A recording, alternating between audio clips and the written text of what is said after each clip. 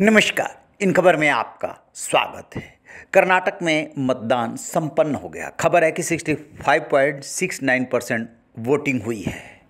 इस बीच जो सबसे ज़्यादा संघर्ष है वो है कांग्रेस और बीजेपी में, जहां बीजेपी के सामने चुनौती है इस गढ़ को बचाए रखने के लिए, क्योंकि साउथ में कमल पहली बार यहीं खिला था। वहीं कांग्रेस हर हाल में सत्ता छीन लेना चाहती है। दोनों के बीच जबरदस्त घमासान हुआ।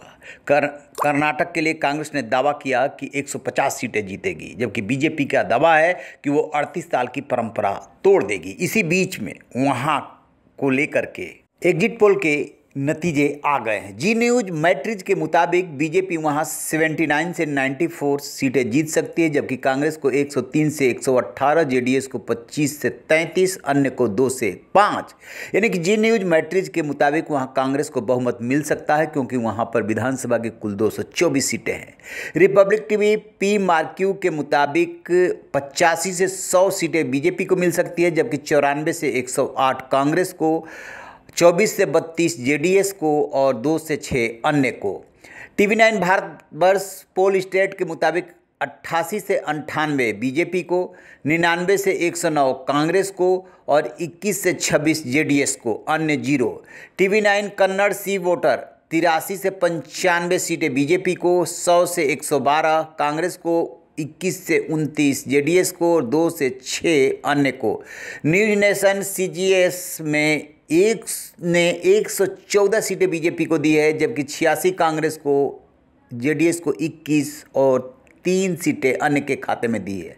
एशिया नेट सुवर्णा जन की बात ने 94 से 117 सीटें बीजेपी को और कांग्रेस को 91 से 106, जेडीएस को 14 से 24 और अन्य को 0 से 2 सीटें दी है। आप गौर करेंगे तो पाएंगे कि सिर्फ 2 सर्वे ऐसे हैं जिन्होंने कि बीजेपी को बहुमत हासिल करते हुए दिखाया है। वो है न्यूज नेशन CGS और एशिया नेट सुवर्णा जन की बात। न्यूज नेशन CGS ने 114 सीटें दी है बीजेपी को, जबकि कांग्रेस को 86 सीटें दी है, जेडीएस को 21 सीटें, अन्य को 3। एशिया नेट सुवर्णा जन की बात ने 94 से 117 सीटें दी है बीजेपी को, 91 से 106 कांग्रेस को, 14 से 24 जेडीएस को और 2 सीटें अन्य को दी है। जबकि 3 ऐसे सर्वे हैं, मतलब एग्जिट पोल है, जिन्होंने कि कांग्रेस को लगभग बहुमत हासिल करते हुए दिखाया है।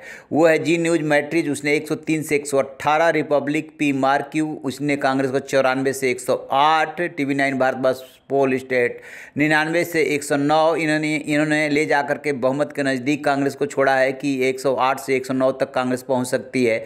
TV9 कन्नड़ सी वोटर ने 100 से 112 सीटें कांग्रेस को दी है। यानी कि कुल मिला करके यदि रीजनल भी जोड़ दे तो 4 सर्वे ऐसे हैं जो कांग्रेस को बहुमत के करीब दिखा रहे हैं, जबकि 2 सर्वे ऐसे हैं जो कि बीजेपी को बहुमत के नज़दीक दिखा रहे हैं। लेकिन एक बात सब में आप कॉमन पाएंगे कि जेडीएस को जो सीटें मिल रही है वो 21 से लेकर के और 33 तक के बीच में सबने दी है।